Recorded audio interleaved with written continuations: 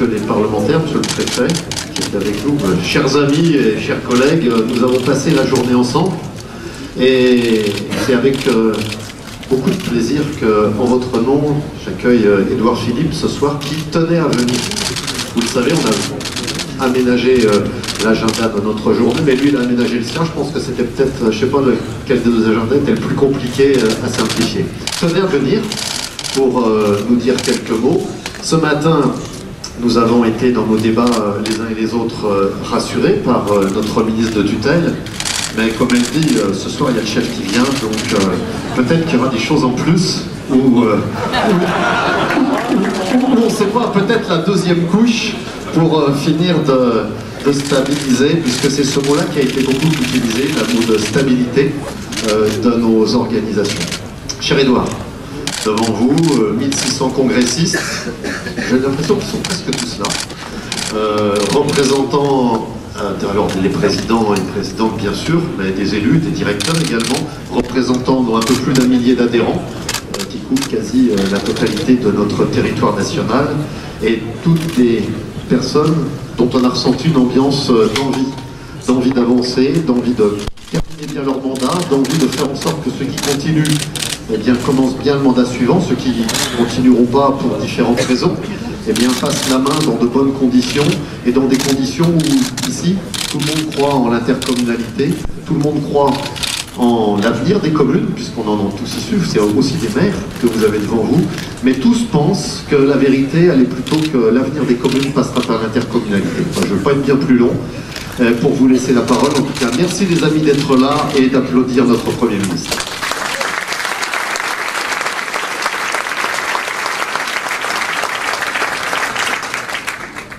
Monsieur le Président, cher Jean-Luc, Madame la Ministre, Monsieur le maire, cher Christian, Mesdames et Messieurs, et si vous me permettez, chers amis. D'abord, merci beaucoup d'avoir un peu chamboulé l'organisation de votre journée. J'ai quelques souvenirs, enfin en tant que président d'une association comme celle-ci, mais d'organisation de congrès ou de colloques, et c'est déjà compliqué à organiser quand tout se passe comme prévu, et quand en plus il y a quelqu'un qui, la veille pour le lendemain, vous dit bah, « finalement je vais pouvoir venir », ça oblige à changer ses plans, c'est jamais simple. Merci beaucoup d'avoir réussi à trouver la solution qui me permettait de venir et de vous dire un mot. Alors, un mot, bref. Parce que Madame la Ministre s'est exprimée ce matin, non pas cet après-midi, demain, je crois comprendre que Marc Fesneau, Olivier Dussopt et Frédéric Vidal seront sur place, s'exprimeront. Ils vont développer tous les éléments qu'il faut développer en matière de technique, de compétences, de périmètre, de loi, de contractualisation, enfin bref, tous les éléments qui sont au cœur d'un travail quasi quotidien entre le gouvernement et la DCF. Et je ne vais pas le faire mieux qu'eux, et donc je ne vais pas le faire. Non, si je suis venu, c'est pour vous dire un mot bref, qui tient en plusieurs quand même expressions. La première, et ça n'est pas rien, c'est merci. Parce que depuis près de... En l'occurrence, moi j'avais plutôt en tête 30 mois. Depuis près de 30 mois pour moi et 30 ans pour vous, je crois pouvoir dire, sans faire le fanfaron et sans dire que nous sommes toujours d'accord avec la DCF sur tous les sujets, mais je crois pouvoir dire qu'il y a une qualité de travail, une envie de travail, d'écoute, de prise en compte d'un certain nombre de choses que vous formulez, le président de votre association et l'ensemble de ceux qui contribuent à cette association, qui me paraît de bonne qualité. Je le dis encore une fois avec beaucoup de reconnaissance, en ayant bien conscience qu'il y a encore beaucoup de travail devant nous, beaucoup de choses à améliorer, mais en étant assez fier de la relation de confiance et de travail qu'a su s'instaurer entre les ministres en charge des dossiers au sein du gouvernement et votre association. Et donc, je voulais vous dire un très sincère merci. C'est d'autant plus important que je peux le dire sans que personne ici n'accuse le président ou le président de l'association,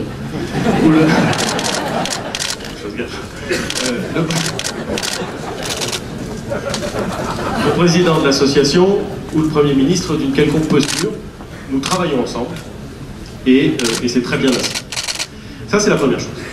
La deuxième chose que je voulais dire, c'est que j'entends souvent un débat prospérer qui opposerait, et je dis qui opposerait parce que je ne suis pas sûr que ce débat soit opportun, mais enfin néanmoins j'entends souvent dire qu'un débat prospérerait qui opposerait les tenants de la commune et d'un côté et les tenants de l'intercommunalité de l'autre. Les uns seraient attachés à l'identité politique et à la légitimité politique que représente la commune, alors que les autres seraient attachés à la capacité de planification, d'organisation, de transversalité, de solidarité, de prospective que représente l'intercommunalité. Et vous savez très bien qu'on entend cette musique de fond, cette petite musique qui n'est pas toujours d'ailleurs ni petite ni harmonieuse, s'exprimer sur une telle opposition. Et on va même parfois jusqu'à opposer les maires, les élus municipaux et les présidents d'intercommunalités ou les élus des intercommunalités. Je vais vous dire, je ne comprends pas ce débat. Je ne le vis pas comme ça. J'ai été maire, j'ai été président d'intercommunalité, les deux, en même temps, si j'ose dire. J'ai aimé les deux. Je disais tout à l'heure aux représentants des intercommunalités de la région Sud, Provence, Alpes, Côte d'Azur, car il n'y a plus d'acronyme par ici. Les 4 lettres qui ont pu former l'acronyme, donc Sud, bref, vous avez compris, que je n'avais pas et que je ne voyais pas pourquoi il faudrait que j'aie l'intercommunalité honteuse. Moi, j'ai eu l'intercommunalité heureuse. La capacité de travailler avec des élus d'autres communes que la mienne et de m'accorder avec eux sur des politiques d'intérêt commun. Et je disais tout à l'heure à Christian que dans l'intercommunalité que j'avais la chance de présider et l'honneur de présider, ben, il m'est arrivé, comme à chacun d'entre vous, j'en suis sûr, d'avoir des adversaires, entre guillemets, politiques partisans, et de m'accorder avec eux et de voter ensemble un budget parce que c'était un budget qui avait été construit ensemble dans l'intérêt commun. J'ai trouvé qu'il y avait parfois, peut-être pas toujours, mais parfois qu'il pouvait y avoir dans l'intercommunalité quelque chose qui relevait de la politique avec un grand P, avec la capacité à prévoir, à organiser, à mettre en œuvre des belles politiques publiques. Et il me semble, en tout cas la dernière fois que j'ai regardé, que les élus des intercommunalités et les élus municipaux, en fait, ce sont les mêmes. Les mêmes. Si, je vous assure. Enfin, vous savez, mais je voudrais quand même le dire, ce sont les mêmes. Je ne veux pas opposer cet attachement fort, immense, indispensable qu'ont les Français à la commune, parce que c'est un élément d'identité, parce que c'est un élément de légitimité, et cette nécessité indispensable de l'intercommunalité.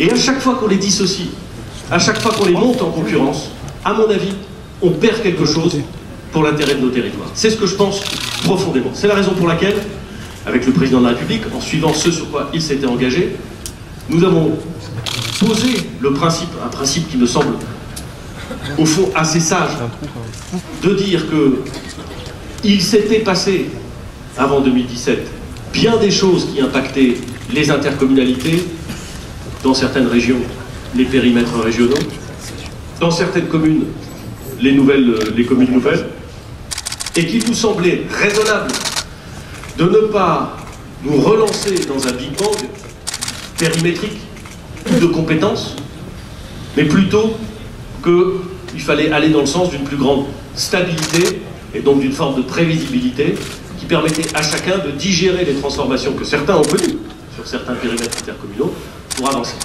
C'est le principe de base que nous avons posé. Et c'est le principe auquel nous sommes attachés. Il n'est pas question, je le dis, de détricoter l'intercommunalité.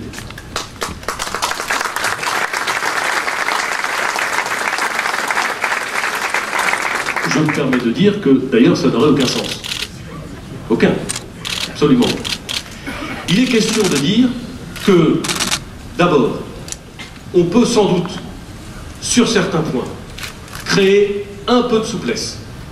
Parce que les règles, les lois, la réglementation qui s'est accumulée a parfois créé, dans certaines intercommunalités, tant de rigidité qu'elle a conduit à des blocages, à des insatisfactions, et que ces blocages et ces insatisfactions ne sont pas satisfaisants.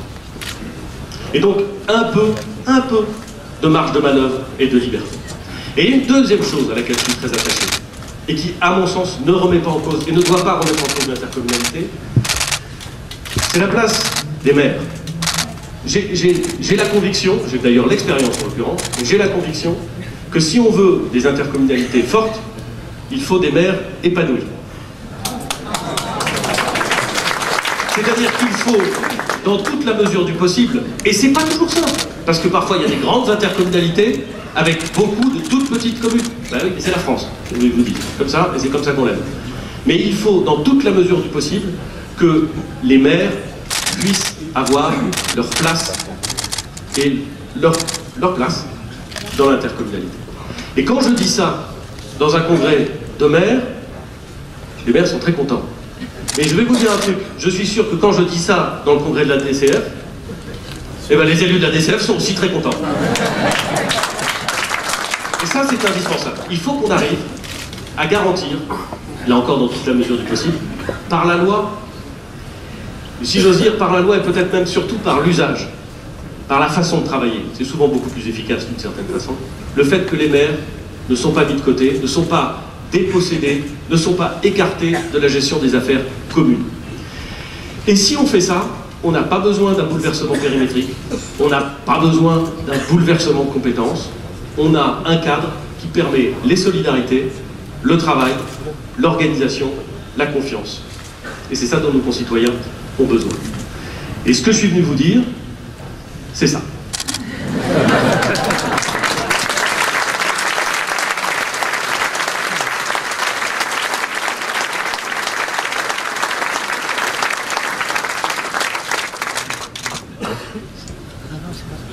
Je vais maintenant commencer mon discours. Non, pas du tout. Pas du tout parce que à Nice, comme vous le savez, il fait chaud et il fait bon là. Donc je ne vais pas être plus long. Je voudrais encore une fois vous remercier le président Rigaud, remercier le président Estrosi, puisqu'il est maire et président, le remercier sincèrement de son accueil et de la chaleur de son amitié. J'essaie de le faire rougir, mais je ne vais pas y arriver. Et vous dire aussi qu'il y a toutes les opinions politiques probablement qui sont présentées dans cette salle.